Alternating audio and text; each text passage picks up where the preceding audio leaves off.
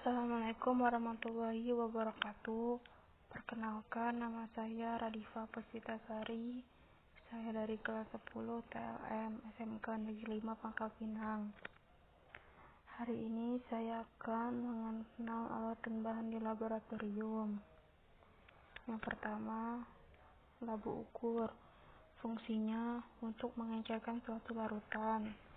Cara kerja alat menggunakannya adalah dibersihkan, dikalibrasi, lalu dikeringkan, lap, kemudian dimasukkan larutan yang akan diencerkan, atau masukkan zat dengan bantuan kertas isap, agar zat tidak menempel pada dinding di atas batas atas.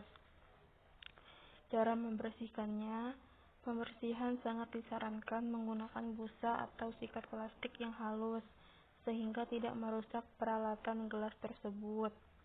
2. Tabung reaksi. Banyak digunakan oleh ahli kimia untuk menahan campuran atau jumlah kecil panas bahan kimia, padat atau cair, terutama untuk percobaan kualitatif dan tes. Cara kerja alat. Cara menggunakan tabung reaksi adalah dibersihkan terlebih dahulu, lalu dikalibrasi dengan aqua DM. Setelah itu, lap dengan lap atau kertas isap. Kemudian, sampel yang akan direaksikan dimasukkan ke dalam tabung reaksi. Cara membersihkannya, mengantisipasi air, kapur, dan kerak yang melekat pada tabung. Pengaduk kaca dibalut kapas, dibasahi larutan asam, lalu dikorokkan ke tabung. Setelah bersih, baru dibilas air. Yang ketiga, gelas beker atau gelas kimia. Fungsinya untuk memanaskan larutan sebagai wadah untuk filtrasi dan sebagai perkembangbiakan bakteri. Cara kerja alat. Bersihkan gelas dengan aquadas sebanyak 3 kali. Kemudian masukkan larutan percobaan dan simpan gelas di atas kasa asbes di atas kaki 3 untuk melakukan pembakaran.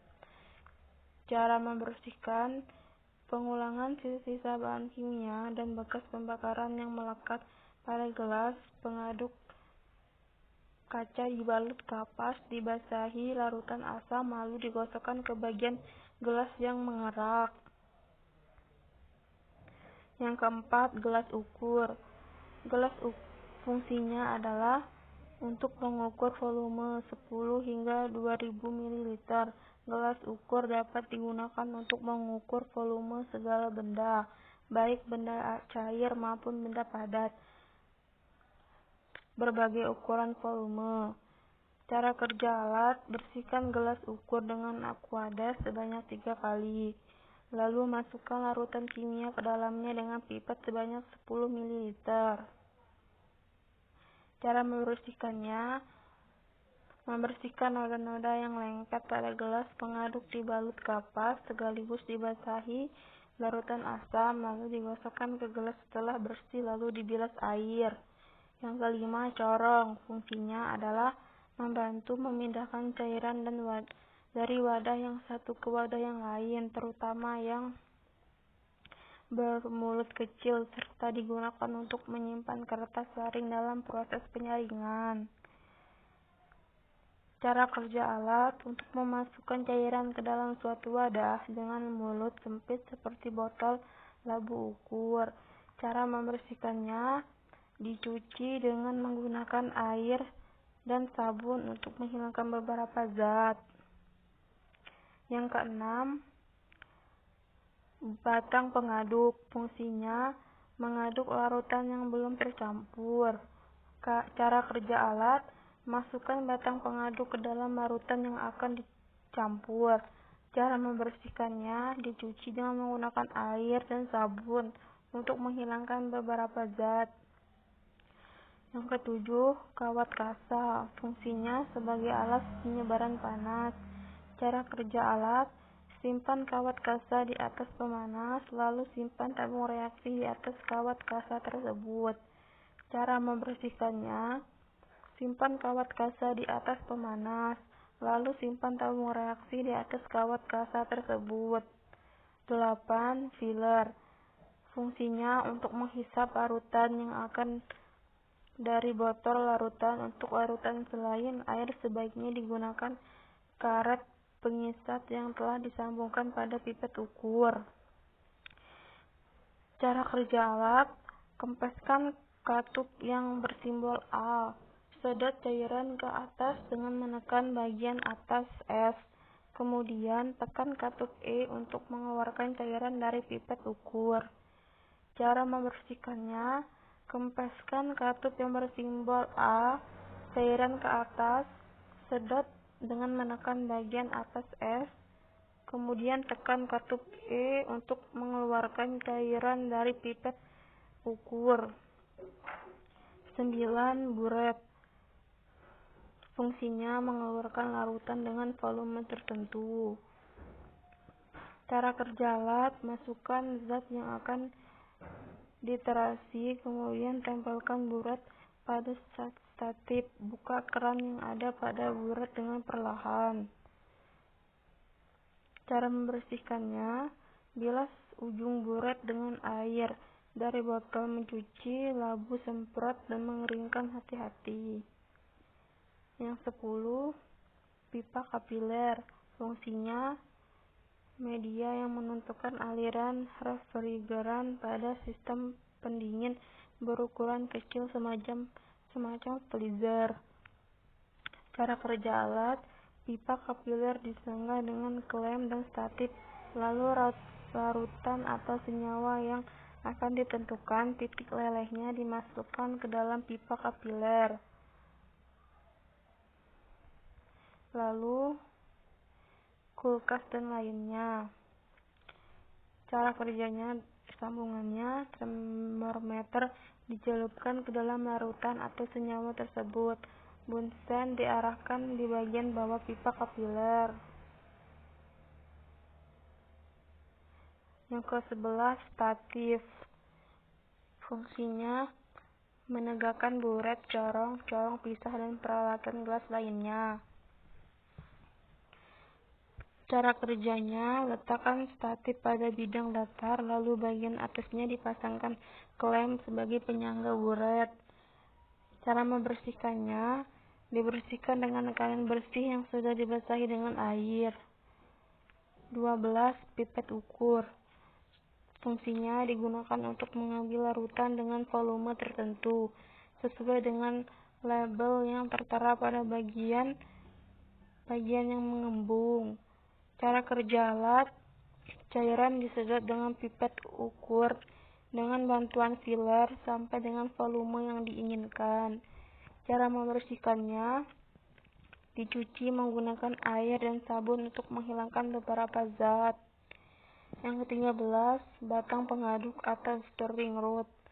Fungsinya digunakan untuk mengaduk larutan atau suspensi yang umumnya berada pada gelas kimia, Erlenmeyer, atau tabung reaksi, serta digunakan pula sebagai alat bantu untuk memindahkan cairan dari suatu bejana ke bejana lain.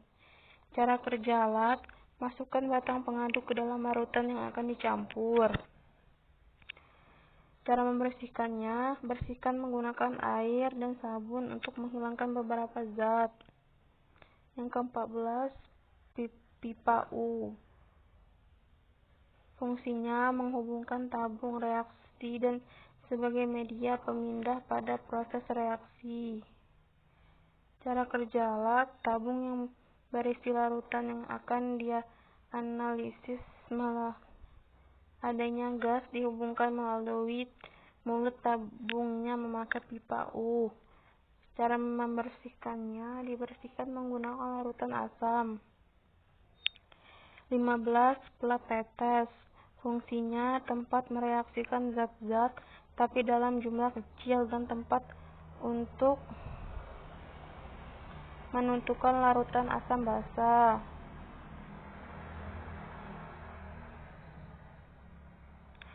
Cara kerjanya adalah: letakkan kertas lakmus merah biru yang sudah dipotong kecil, lalu teteskan larutan yang akan diperiksa sifat asam atau basanya. Cara membersihkannya: beberapa zat. Yang ke-16. Corong Buchner.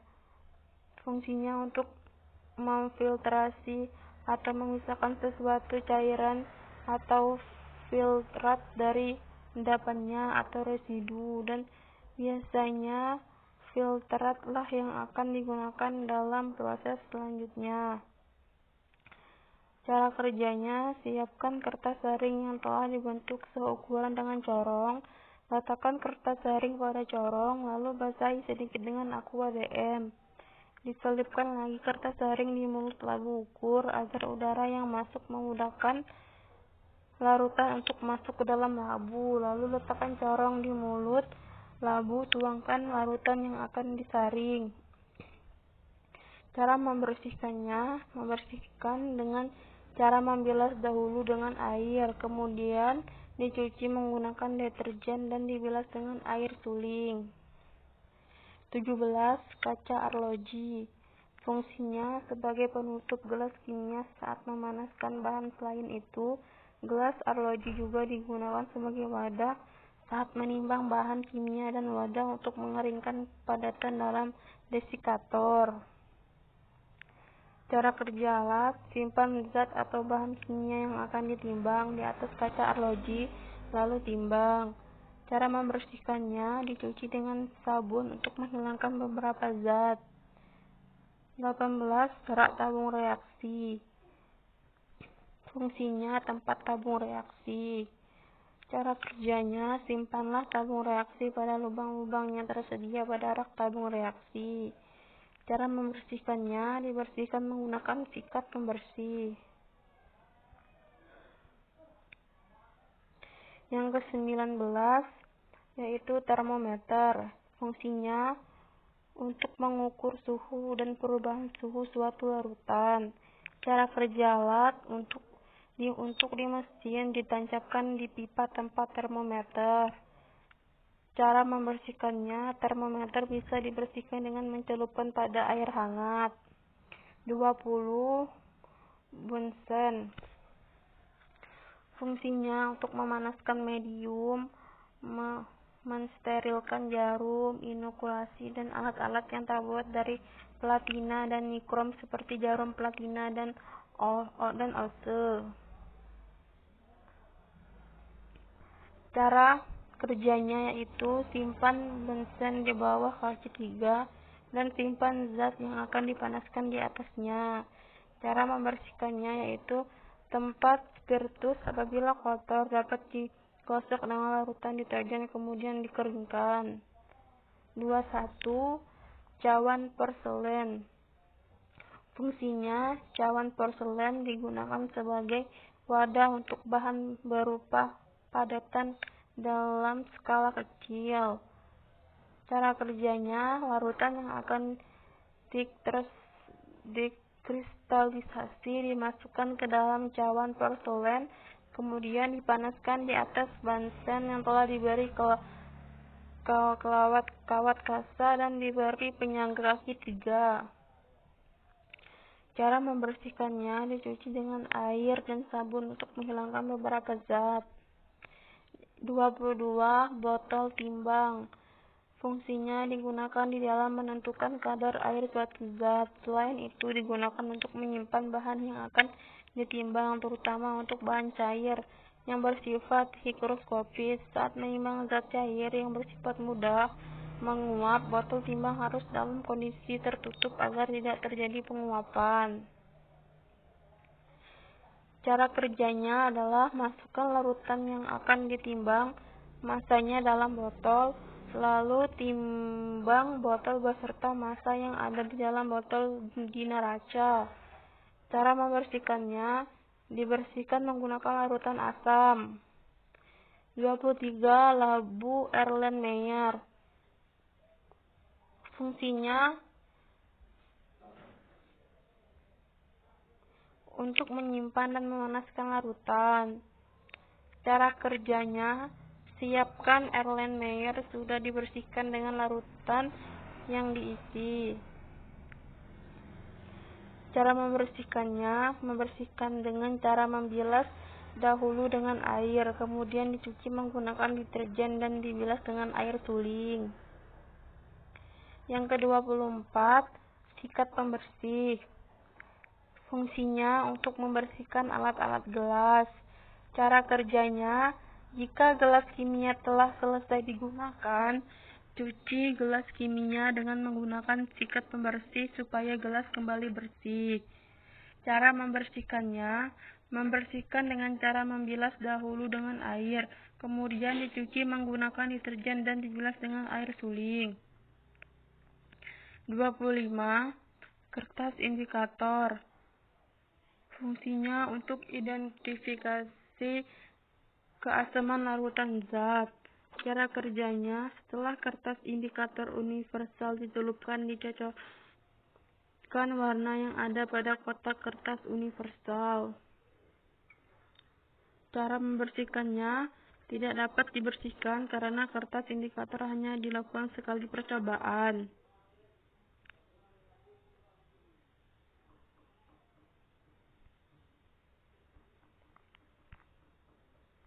26. Timbangan atau neraca. Fungsinya untuk menimbang massa suatu zat.